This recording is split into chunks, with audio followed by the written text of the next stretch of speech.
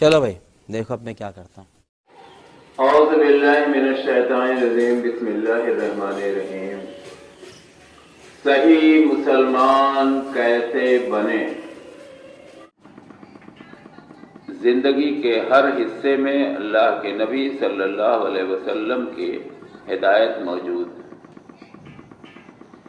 کیسے رہنا ہے، کیسے سونا ہے، کیسے کھانا ہے، کیسے پینا ہے، کیسے اٹھنا ہے، کیسے بیٹھنا ہے، کیسے لوگوں سے ملاقاتیں کرنا ہے، کیا کیا کہنا ہے، کیسے دفن کفن کرنا ہے، موت کے وقت کیا کرنا ہے، شادی بیاہ میں کیا کرنا ہے، یعنی دنیا کے جتنے بھی مسائل اس وقت تھے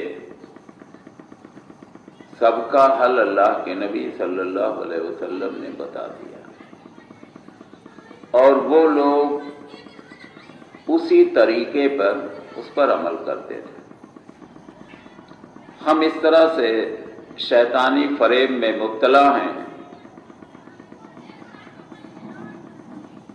کہ ہم آسانی سے اللہ کے نبی صلی اللہ علیہ وسلم کے حکموں کو فراموش کیے جا رہے ہیں، اور ہمیں یہ بھی پتہ نہیں چلتا کہ ہم سے غلطی کہاں ہو رہی ہے۔ مثال کے طور پر جیسے اذان کے بعد اللہ کے نبی صلی اللہ علیہ وسلم کا حکم مبارک ہے درود شریف پڑھو، دعا پڑھو۔ کسی نے بھی شروع کیا ہو اس سے مطلب نہیں، اذان کے پہلے ہی درود شریف پڑھ لیا کرو، بڑی اچھی بات ہے۔ چونکہ درود شریف کا معاملہ ہے اس لیے ٹوکے کون کہ پہلے کیوں پڑھ رہے ہو؟ درود شریف پڑھنا گناہ تو ہے نہیں، ثواب کا کام ہے، لیکن ہم نے سنت کی مخالفت کی، سنت کی خلاف ورزی کی۔ اللہ کے نبی صلی اللہ علیہ وسلم کا فرمان اذان کے بعد درود شریف پڑھنے کا۔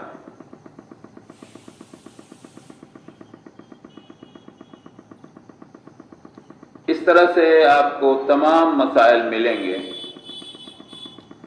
جنازہ جا رہا ہے، اللہ کے نبی صلی اللہ علیہ وسلم کا حکم ہے خاموشی سے آپ ساتھ ساتھ چلیے۔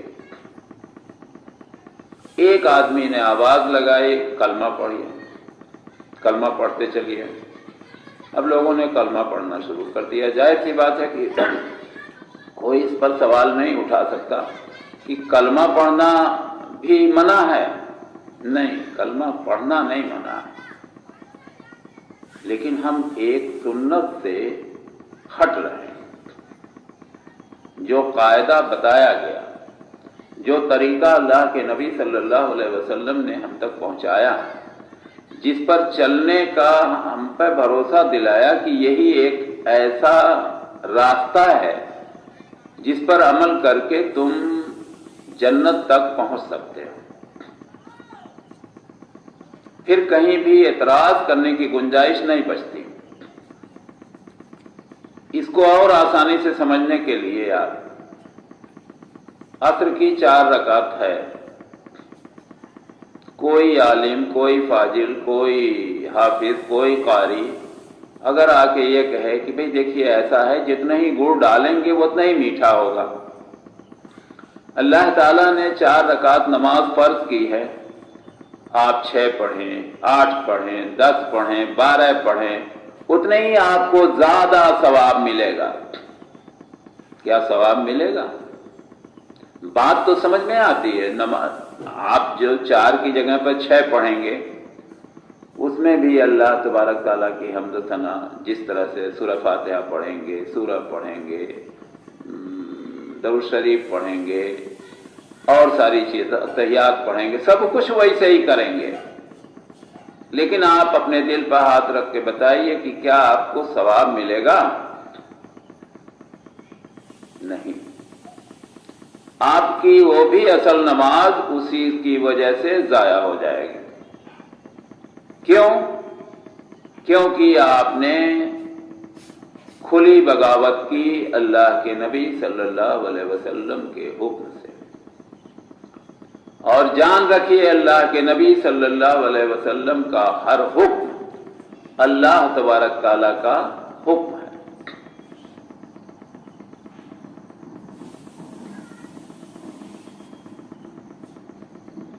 اب ایسے میں اگر ہم آپ سچیت نہیں رہیں گے تو اس طرح کی غلطیاں ہمارے آپ کے سامنے قدم بقدم آتی رہیں گی۔ شیطان تو راستہ ہی تلاش کرتا ہے۔ میت دفن ہو گئی، کوئی صاحب ادھر سے آواز لگائیں گے، اذان کہہ لیجئے بھائی، بڑی اچھی چیز ہے اذان، کون کہے گا کہ آپ اذان نہ کہیے، لیکن آپ کو ثواب نہیں ملے گا، گنہگار ہوں گے۔ دوسرا کوئی نکلے گا، سلام پڑھ لیا جائے، بڑی اچھی بات ہے سلام پڑھنا، کون کہے گا کہ سلام نہ پڑھیے، سلام آپ نے پڑھ لیا۔ آپ اس کو سمجھنے کے لیے دوسری اور ایک مثال ہم دیتے ہیں۔ عید اور بقرعید کی نماز ہوتی ہے، نماز سے پہلے اگر کوئی ایک شخص کھڑا ہو کر کہے کہ نماز پڑھنی ہے تو ہم اذان کہہ لیتے ہیں۔ کوئی روکے گا نماز کے پہلے اذان کو؟ بولیے، کوئی نہیں روکے گا۔ اگر جانکاری نہیں ہے اس محفل میں کسی کو تو کوئی نہیں روکے گا، ایسے ہی شروعات ہوئی ہوگی، ہاں ہاں اچھی بات ہے اذان کہہ لیجئے، لیکن جب جانکار رہیں گے تو وہ ٹوکیں گے کہ بھائی عید اور بقرعید کی نماز میں اذان، کہیں گے ثابت نہیں، کیا ثابت نہیں؟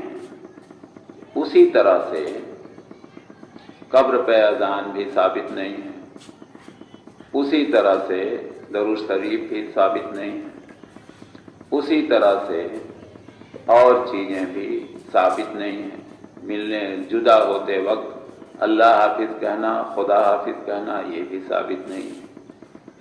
تو ہمیں جب جانکاری رہے گی تبھی ہم سنتوں کی رکھوالی کریں گے، اور ظاہر سی بات ہے کہ جب ایک بدعت کی شروعات ہوتی ہے تو ایک سنت کا قتل ہوتا ہے، وہ سنت ضائع ہوتی ہے، اور ہماری آپ کی ذمہ داری ہے ہر سنت کی حفاظت کرنا، جس سے ہم صحیح مسلمان بن سکیں۔ السلام علیکم ورحمۃ اللہ وبرکاتہ۔